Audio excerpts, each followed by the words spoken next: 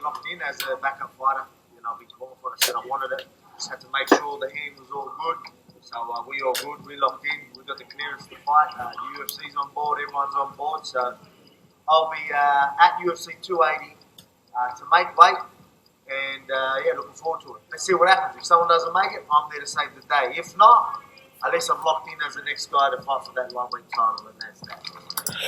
Let's go, baby! We got the champion, the greatest pound-for-pound fighter in the UFC, officially the backup for UFC 280 in the lightweight division, a division above the division he has been dominating for quite some time now, and potentially we could get Charles "Do Bronx" Oliveira taking on Alexander Volkanovski, or Islam Makhachev and Charles "Do Bronx" Oliveira. And I'm gonna be dead honest with you, there was a little bit in my mind that was like, please, Islam Makhachev, just get hurt somehow, have a bad weight cut, miss weight, and have Alexander Volkanovski step up and fight Charles "Do Bronx" Oliveira at UFC 280, because I'm gonna be dead honest with you, I love this fight with Charles Oliveira and as well as Alex Volkanovski. Is an absolutely amazing matchup to make, because Volkanovski has some of the best takedown defense inside of the UFC's featherweight division, has very, very good submission defense, and is an absolutely amazing boxer, leg kicker, puncher, and everything like that. Just an all-around very, very good striker. So even if this does happen, that Oliveira pulls down, and we see Islam versus Volkanovski, or we see Oliveira versus Volkanovski, either way, those are both some very, very good matches. Of course, I don't actually want either Islam or Charles "Do Bronx" to get hurt. I'd rather just have the fight to play about, have Islam go out there, get the win, have Oliveira go out there and get the win, and do the Alexander Volkanovski fight at UFC 284 in Perth, Australia, like we mentioned in yesterday's video. But this is crazy, as we just saw. This is not some random video that I just pulled up from you. This is from Alexander the Great Volkanovski's YouTube channel. We smash that like button like you will do with this video as well. Subscribe and comment who do y'all got winning between Oliveira and Volkanovski, as well as Islam versus Volkanovski. Personally,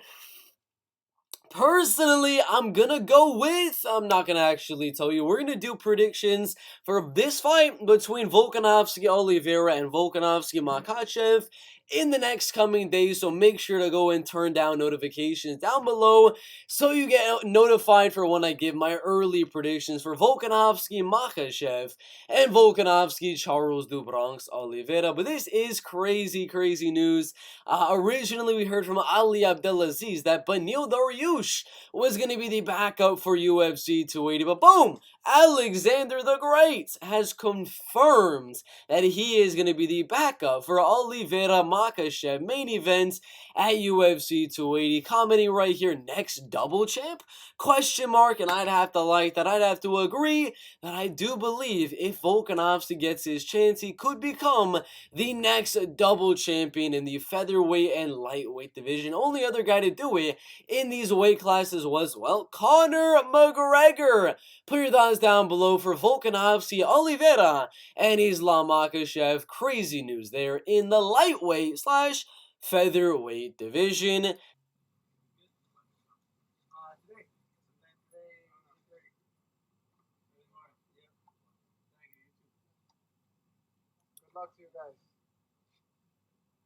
Wow, very interesting there from Aljo and Petr Yan. Look at this. That is a dang handshake from the champion, if you want to call him that.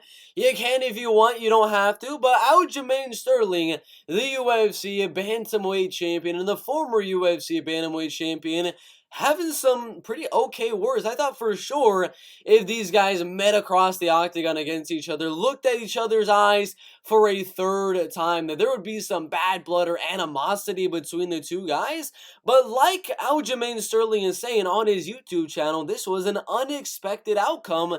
They were very cordial. They literally just walked up. Aljamain told them about the plane ride in to UFC 280 Abu Dhabi, and then they handshaked and walked off and went their separate ways. This is some very interesting news in the bantamweight division. Again, I for sure thought there was going to be a little bit of animosity between them, but I guess not. What do y'all think about that in the bantamweight division? Charles do Bronx Oliveira, Islam Makhachev betting odds are absolutely insane. I'm gonna say it right now. The odds were insane when they originally went out, and they're still a little bit iffy as well. I mean, Islam is almost a 2-1 favorite right there. Is a 2.5-1 favorite at most on 5 the betting odds. But if we're talking about what he was at the max, oh my gosh, those odds were absolutely freaking ridiculous for Islam Makhachev. It's the man, the myth, the legend. Islam Makhachev was a minus 410 favorite at the peak. Only went up to minus 225, and then he started to go up to the best that you're going to get him at like minus 140, minus 150 range. But still, we need to talk about how much these betting sites were favoring Islam Makhachev, because that is insane. He had him, the betting odds sites had him as a 4-1 favorite to go out there and beat Charles do Bronx Oliveira in the main event for the UFC lightweight title. That is more than the odds for Petr Yan and Sugar Sean O'Malley. That is more. It is way more than so many other guys like Adesanya against Pereira. Even the Khamzat Chimaev over Bo Nickal. The dude was a dang 4-1 favorite over Charles do Bronx Oliveira in the UFC. Zhang Wei Li is a 4-1 favorite over Carla Esparza right there. I thought that kind of makes a little bit of sense inside of the UFC's strawweight division, having her as a 4-1 favorite, but Oliveira being a 4-1 underdog on Islam is insane, in my opinion. Do you agree or disagree with those opening odds? And do you agree with the new odds having Islam as just around a 2-1 favorite?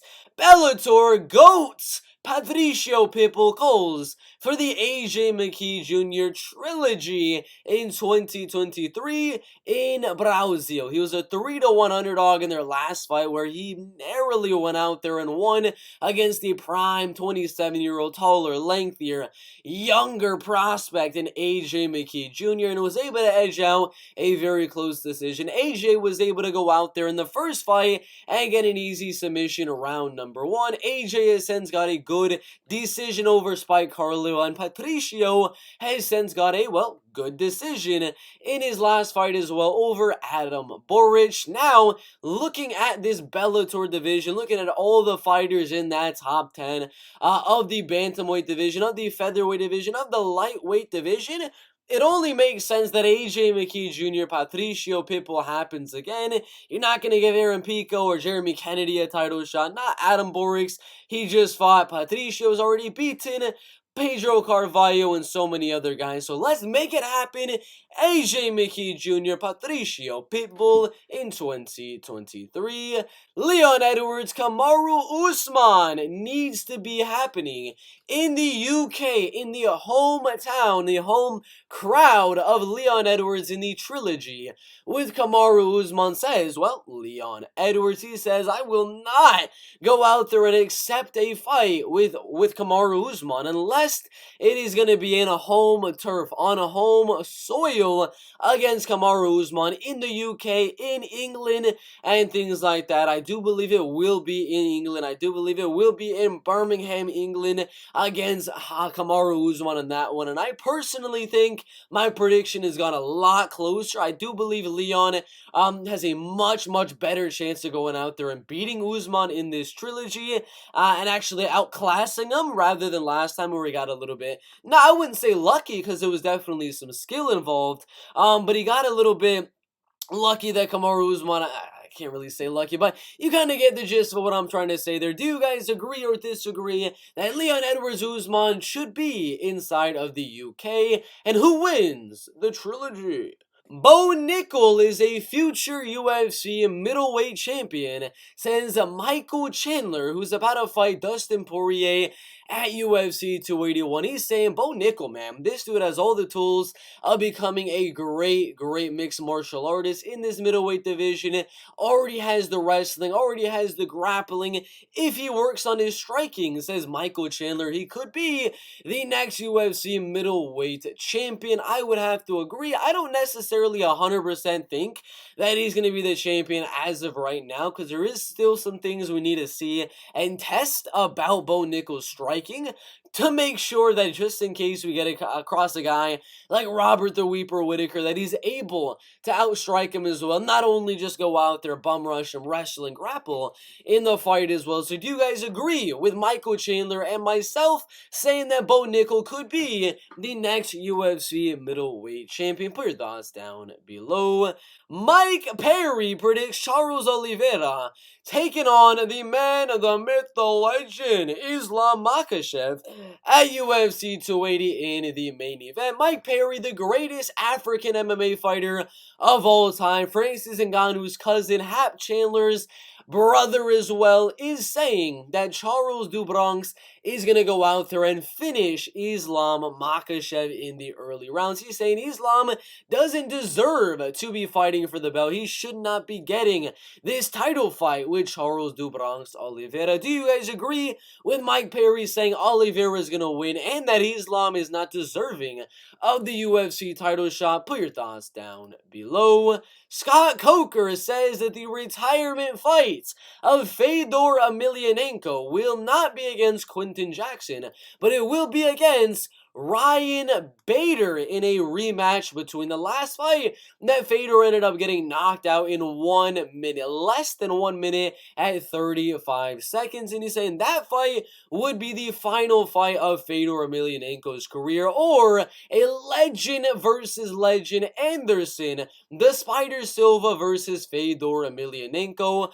Fedor is actually younger than Anderson Silva. He's a lot bigger than Anderson Silva as well, if that's already not too obvious for you, but it is very interesting. Anderson Silva, Fedor Emelianenko could legitimately happen inside of Bellator in 2023. But you're looking at where Silva weighed in his last fight was 195 pounds to fight Tito Ortiz in that fight. Whereas Fedor Emelianenko going out there and weighing in at 233 pounds. So maybe if Anderson Silva does not cut the weight, you'll probably walk around 210, 215, giving Fedor Emelianenko about a 15 to 20 pound size advantage over Anderson Silva. So I'm curious to see what Bellator is going to do about that size advantage for Fedor. But do you think Anderson Silva versus Fedor Emelianenko for the retirement fight, or do you think we get a Ryan Bader trilogy inside of Bellator? Put your thoughts down below.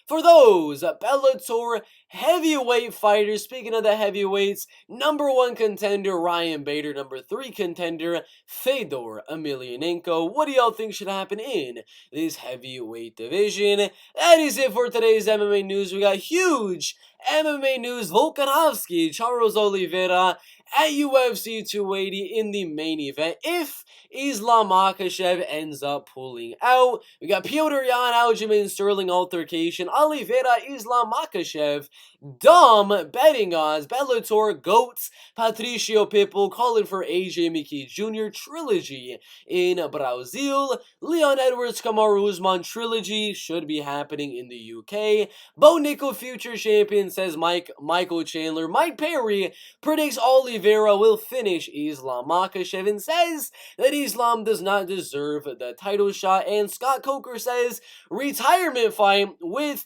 the man, the myth, the legend, Fedor Emelianenko will be against Anderson Silva or against the man, the myth, the legend, Ryan Bader. What do y'all think about today's MMA news? Go down and smash that like button. Subscribe to the channel if you are new. Thank you guys for watching. Comment down below. Anything helps with the algorithm. And we'll see you in the next one.